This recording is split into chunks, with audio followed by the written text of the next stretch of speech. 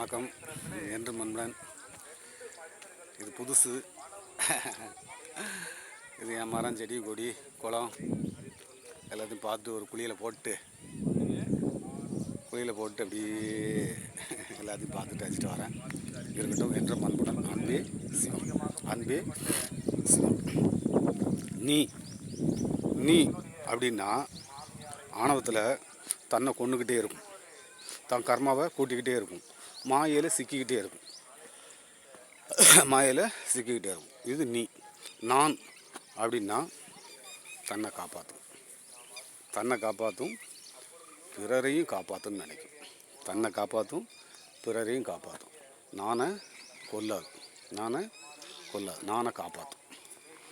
அப்போ நானை காப்பாற்றுறதுக்கு தான் இந்த பிறவி. நானை காப்பாற்றிட்டா வெற்றி அடைஞ்சிட்டான்னு அர்த்தம்.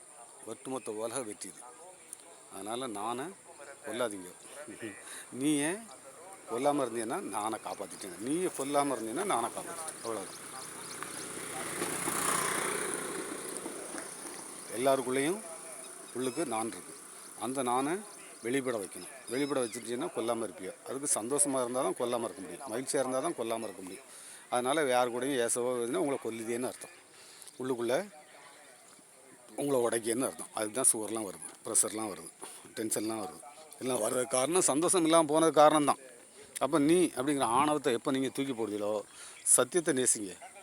பாருங்கள், இந்த மனிதன் அதை தான் காமிச்சிட்டே வரேன். சத்தியத்தை நீங்கள் நேசிங்க. தான் என்ன பாருங்கள் நான் சொல்கிற காரணம். சத்தியத்தை நேசிக்கிட்டே வரேன். நீங்கள் சத்தியம் இல்லாதது ஃபுல்லாக நேசிக்கிட்டே வரையோ, அதனால் நானை தெரியாமல் போகுது. நானை நீங்களே கொண்டுக்கிட்டே இருக்கியா, அதுக்கு பேர் நீ. நானை கொல்லாமல் எல்லோரும் காப்பாற்றணும், எல்லோரும் நல்லா இருக்கட்டும், இந்த உலகம் மலரட்டும், அடுத்த தலைமுறை நல்லா இருக்கட்டும், அதுக்கு இந்த மனிதன் சிறப்பு, அது இப்படி போய்கிட்டு இருக்கானே அப்படின்னா அவனுக்கு எதாவது சொல்லிடலாமா, தெரிஞ்சிடலாமா அப்படின்னு அவன் பார்க்கணும். அப்போ நானாக இருங்கோ. நான் உங்களுக்குள்ள தான் இருக்குது.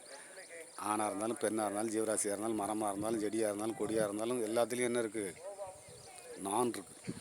அந்த நானை தெரிஞ்சுக்கிட்டதுக்கு அந்த ஜீவராசிக்கு ரூல் இல்லை. மனிதனுக்கு தெரிஞ்சுக்கிட்ட வாய்ப்பு இருக்குது. அந்த வாய்ப்பை கொடுத்துட்டு அந்த வாய்ப்பை அவன் அளவு விட்டுட்டு ஆணவத்தை நான் தான் பெருசு, நான் தான் எல்லாத்தையும் செஞ்சேன் அப்படின்னு நினச்சிட்டு இருக்கான். அதனால் இறைவன் என்ன படைச்சான்னு நீங்கள் பாருங்கள், அது மேலே நீங்கள் நேசிங்க. அது உங்களை சந்தோஷப்படுத்திக்கிட்டே இருக்கும். வேறு இந்த பக்கம் நீங்கள் திரும்பி பார்க்குறத குறைச்சிக்கிட்டே வாங்க. மனிதன் என்னெல்லாம் கண்டுபிடிச்சி வச்சுருக்காங்க, இதெல்லாம் நீங்கள் அப்படி குறைச்சிக்கிட்டே இருந்தீங்கன்னா நீங்கள் தான் விசேஷம். உங்களை பார்க்கறதுக்கு தான் நீங்கள் இந்த குளங்கரை, மரம், செடி, கொடி அப்படி காலையில் ஒரு வாக்கிங் மாதிரி அப்படி காலைல அப்படி ரிலாக்ஸ். யாரையுமே நீங்கள் பெருசுப்படுத்த வேண்டாம். வெளியில் எதையுமே பார்க்க வேண்டாம். பாருங்கள், அது மேலே பற்று வைக்காதீங்க. உங்கள் மேலே பற்று வச்சுக்கிட்டு நீங்கள் எதை நினச்சி போய்கிட்டீங்களோ அதை மட்டும் போங்க. நானும் ஒரு நாள் வெளிப்பற்றும், சந்தோஷம் வெளிப்படும், கொண்டாட்டம் வெளிப்படும். வெளியே மாயை. அதனால் மாயையில் சிக்காக கூடாது, அதை பார்க்காதேன்னு சொல்கிறேன். உங்களை பாருங்கள். உங்களை பார்க்கறது தான், இந்த இயற்கை பார்க்கறதுலாம் உங்களை பார்க்கறதுக்கு சம்மந்தம். என்று மண்புடன் ஞானி யோகினான். அன்பே சிவம். எல்லோரும் நல்லா இருங்க, மகிழ்ச்சியாக இருங்க, கொண்டாட்டம் இருங்க, சந்தோஷமாக இருங்க. இது உங்களை உடைக்காது, எந்த நோயும் வராது. நன்றி.